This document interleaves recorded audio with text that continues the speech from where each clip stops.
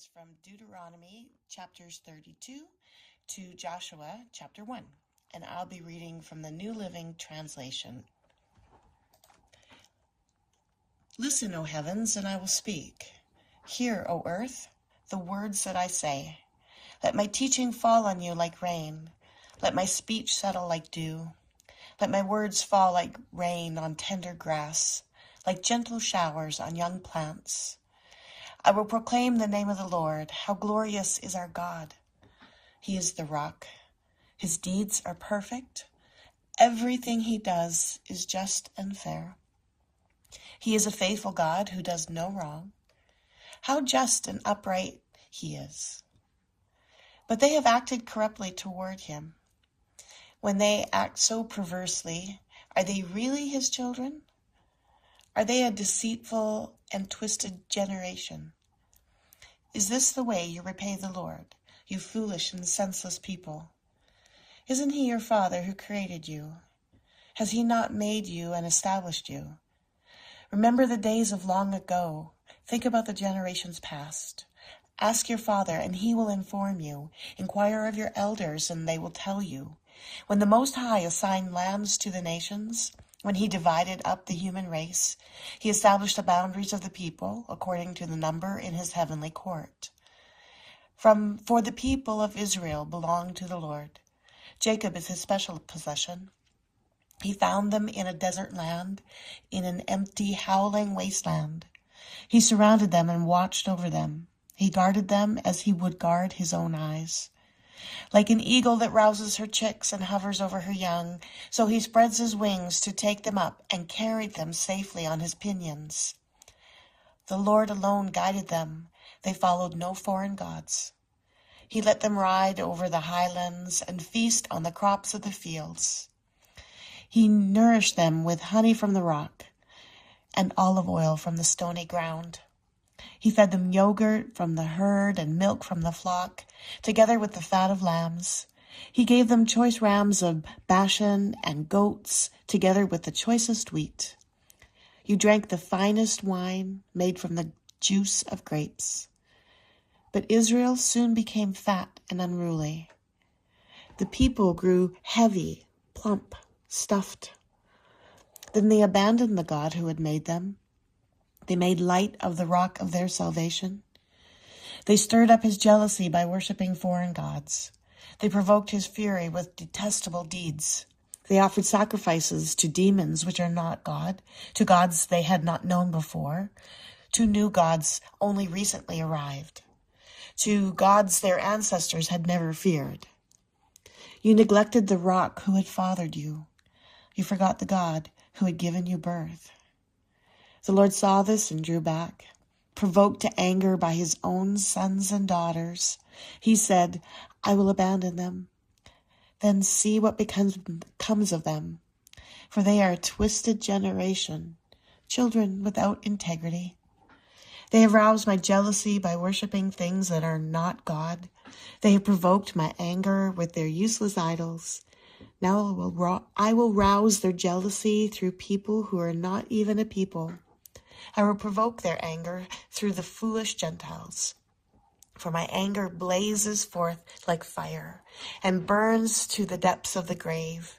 It devours the earth and all its crops and ignites the foundations of the mountains. I will heap disasters upon them and shoot them down with my arrows. I will weaken them with famine, burning fever, and deadly disease.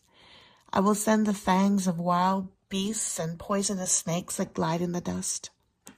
Outside, the sword will bring death, and inside, terror will strike.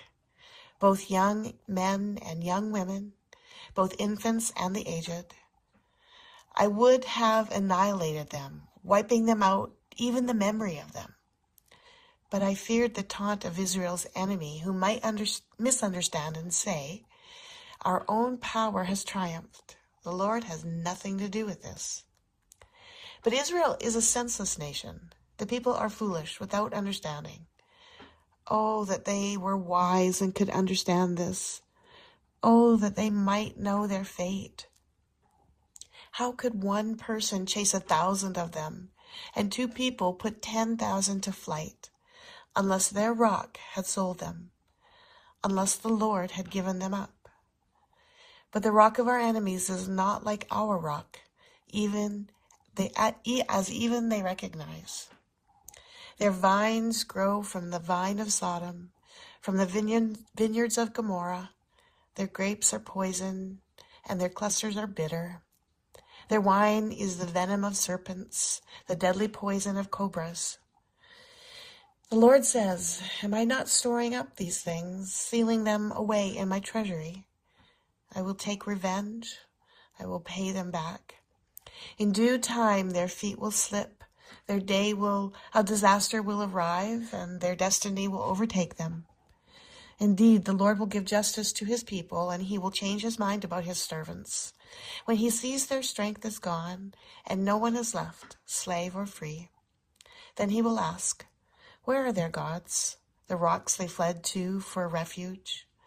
Where now are those gods who ate the fat of their sacrifices and drank the wine of their offsprings? Let those gods arise and help you. Let them provide you with shelter. Look now, I myself am he. There is no other God but me. I am the one who kills and gives life. I am the one who wounds and heals. No one can be rescued from my powerful hand. Now I raise my hand to heaven and declare, as surely as I live, when I sharpen my flashing sword and begin to carry out justice, I will take revenge on my enemies and repay those who reject me. I will make my arrows drunk with blood, and my sword will devour flesh, the blood of the slaughtered and the captives, and the heads of the enemy leaders. Rejoice with him, you heavens, and let all of God's angels worship him. Rejoice with his people, you Gentiles, and let all the angels be strengthened in him. For he will avenge the blood of his children. He will take revenge against his enemies. He will repay those who hate him and cleanse his people's land. So Moses came with Joshua, son of Nun, and recited all the words of this song to the people.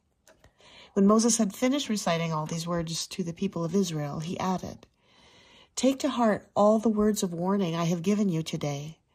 Pass them on as a command to your children, so they will obey every word of these instructions. These instructions are not empty words. They are your life. By obeying them, you will enjoy a long life in the land you will occupy when you cross the Jordan River.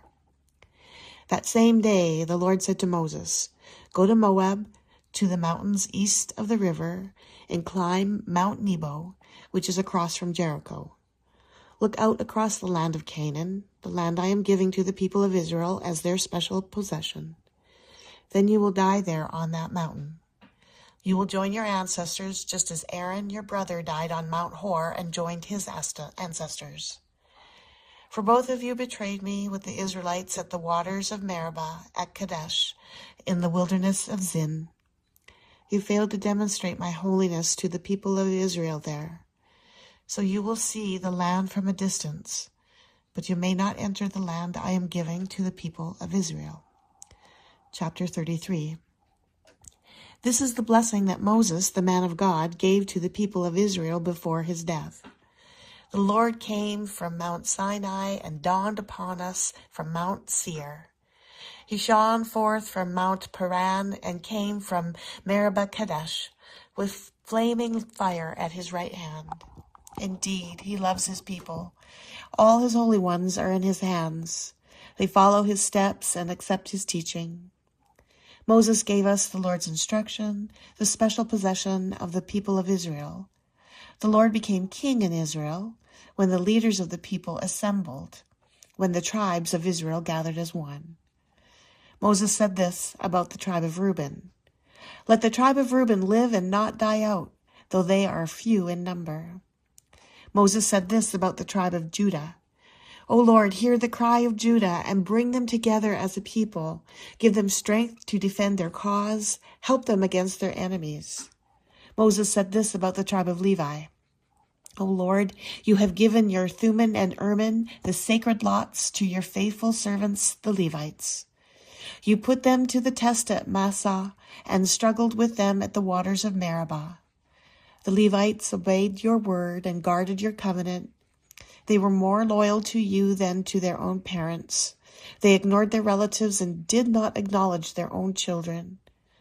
They teach your regulations to Jacob. They give your instructions to Israel.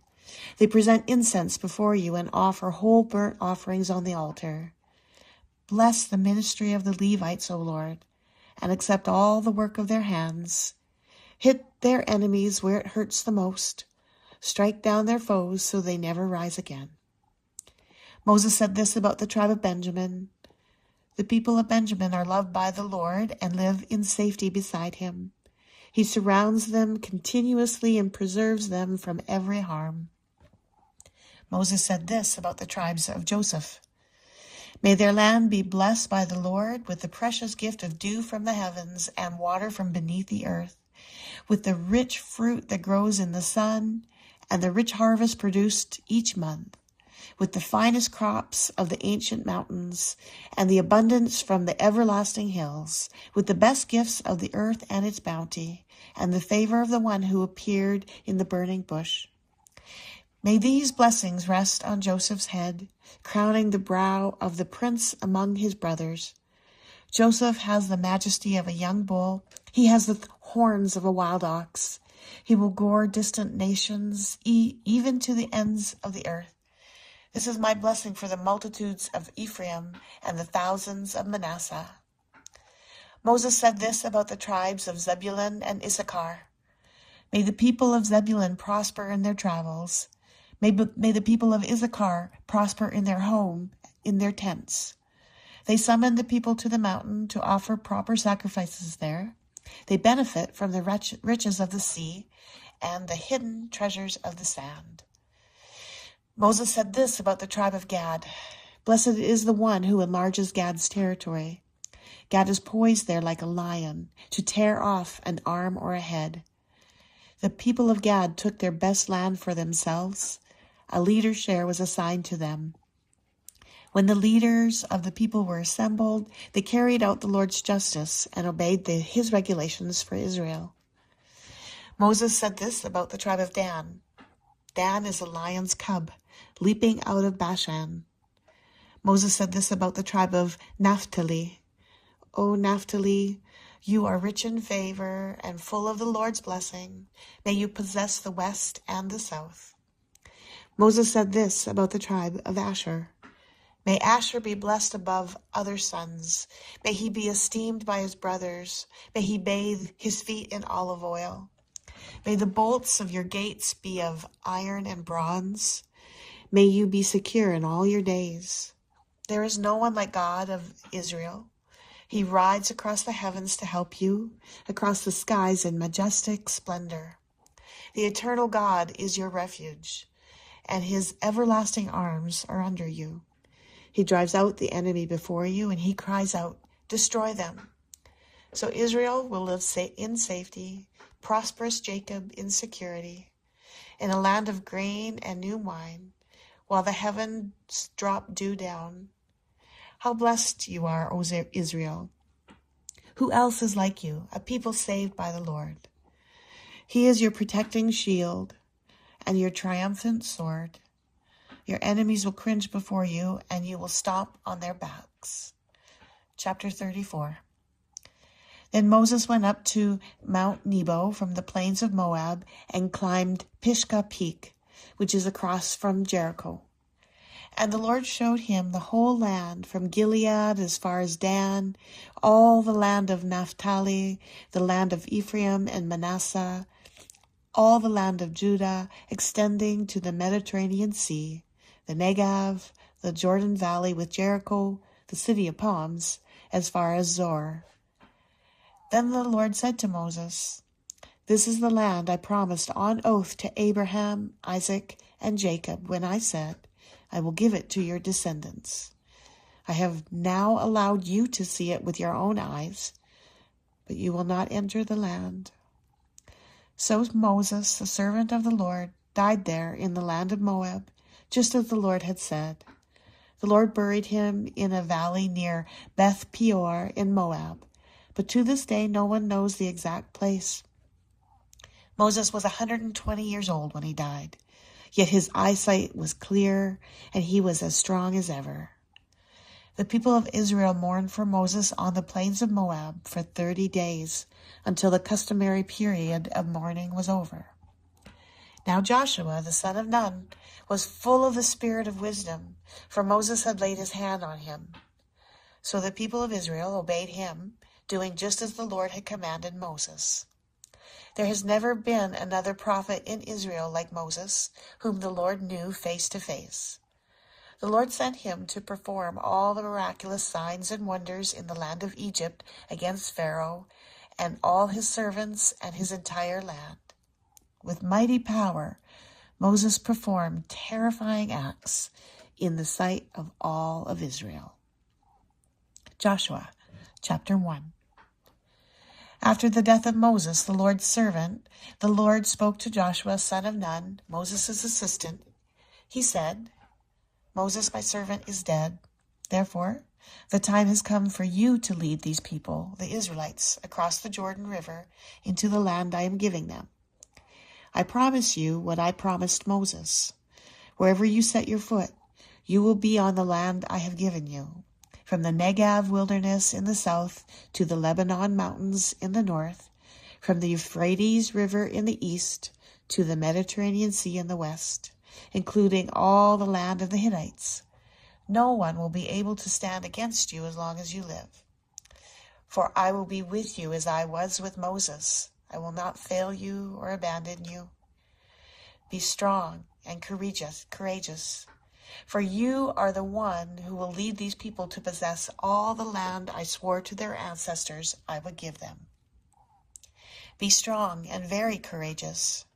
Be careful to obey all the instructions Moses gave you. Do not deviate from them, turning either to the right or to the left. Then you will be successful in everything you do. Study this book of instruction continually. Meditate on it day and night, so you will be sure to obey everything written in it. Only then will you prosper and succeed in all you do. This is my command. Be strong and courageous. Do not be afraid or discouraged, for the Lord your God is with you wherever you go. Joshua then commanded the officers of Israel, Go through the camp and tell the people to get their provisions ready. In 3 days you will cross the Jordan River and take possession of the land the Lord your God is giving you. Then Joshua called together the tribes of Reuben, Gad, and the half-tribe of Manasseh. He told them, Remember what Moses, the servant of the Lord, commanded you. The Lord your God is giving you a place of rest. He has given you this land. Your wives, your children, and livestock may remain here in the land Moses assigned to you on the east side of the Jordan River. But your strong warriors, fully armed, must lead the other tribes across the Jordan to help them conquer their territory. Stay with them. Stay with them until the Lord gives them rest, and he has given you rest, and until they too possess the land the Lord your God is giving them. Only then may you return and settle here on the east side of the Jordan in the land that Moses, the servant of the Lord, assigned to you. They answered Joshua, We will do whatever you command us, and we will go wherever you send us. We will obey you just as we obeyed Moses. And may the Lord your God be with you as he was with Moses. Anyone who rebels against your orders and does not obey your words and everything you command will be put to death. So be strong and courageous. The word of the Lord. Thanks be to God.